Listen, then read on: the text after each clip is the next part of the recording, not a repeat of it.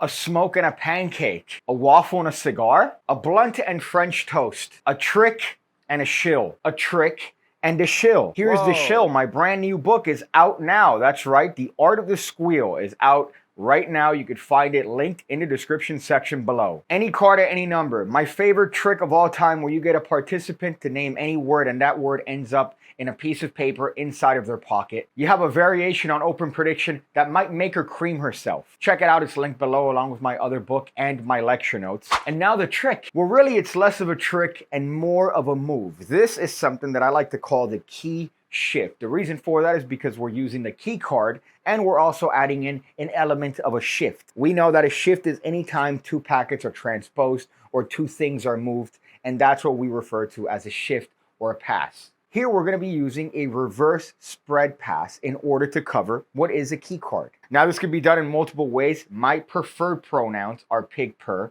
but my preferred way of doing it is by marking the back of a card. Now for red cards, usually you could use a red Sharpie to cover out any sort of piece of the back, and that lets you know that that card is different from the rest. With these dollar store cards from the pleasure pit, I recommend using something like a knife, where you scrape a little portion of the bit on the edge and you do that on the other side, and now you have a card that is essentially marked. It lets you know this card from the rest of the cards, and you could notice the card in a spread. And if you don't want to use a marked card, you could just use a key card. So we take advantage of the key card principle. In this case, looking at the bottom card, we have the participant pick any card they want. Once they look at the card, we're going to have them place the cards back. However, we're making sure that they place it back in the middle of the deck. That jack of clubs goes on top. And while you might not know what their card is, you know that it's next to your key card. Now at this point, the cards could be cut legitimately as many times as you want. It really doesn't matter. These cards could be cut because you're not going to split those cards up. And if you do split the cards up, it's going to be a situation where the jack of clubs is on the bottom and their card is going to be on top, and you don't need to do a control. But for most of the times, here's what you're going to need to do.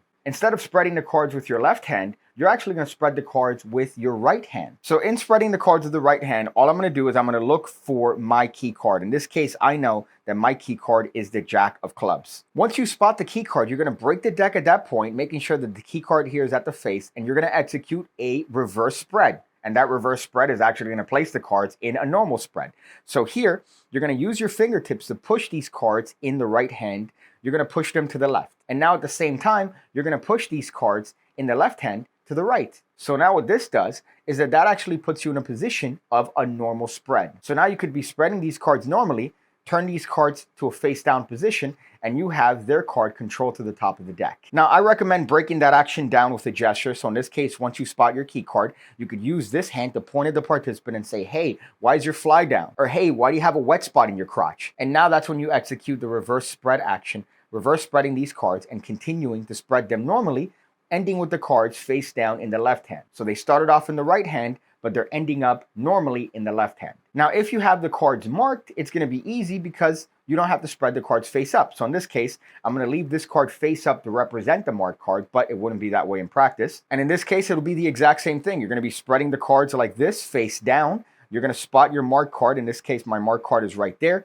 I'm going to make sure that card goes on the bottom of the left-handed pile, and I'm going to break the deck at that point. Now I could gesture again to the participant, reverse spread both halves, continue spreading normally, and now end with the cards in my left hand, and this ends with their card being on top of the pack. And what I love about this is that it doesn't really look like anything's taking place. You're just spreading through the cards. You could spread through them. You're showing them apparently that the cards are in a normal condition, or that they've cut the cards as many times as they wanted. And in that action, the card is controlled to the top. Doesn't that make you just want to buy my new book, The Art of the Squeal? It really does make you want to buy my book. That or punch the nearest puppy, or punch the nearest cutest baby. Either way, it's a fun sleight to do. It's a very easy one because all you're doing is just this. That's all you're doing. It's not really technically a hard sleight of hand move, and yet you're doing a shift because technically you are shifting the cards surreptitiously without them being aware of it. I always have to say the joke of surreptitiously being my favorite black stripper name. Now, whether or not you choose to use that with the key card, with the cards face up or the cards face down, you still have a very adequate control.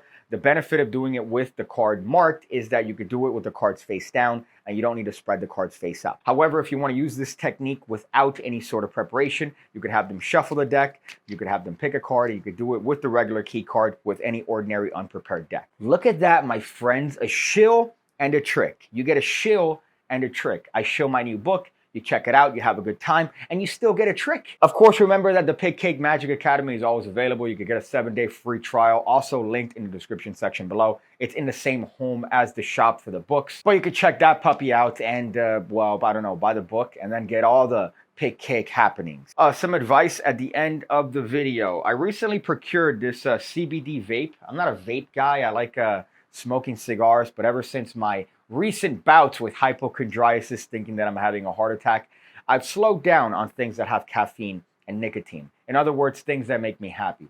So this is a CBD vape, and I realized that even though it says 100 milligrams, it's not 100 milligrams. It's about a milligram a puff.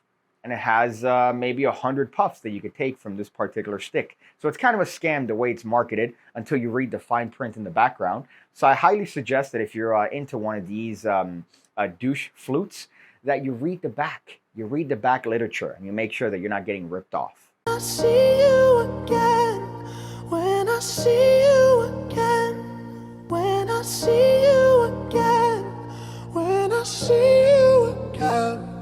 When I see you again, when I see you again, when I see you again.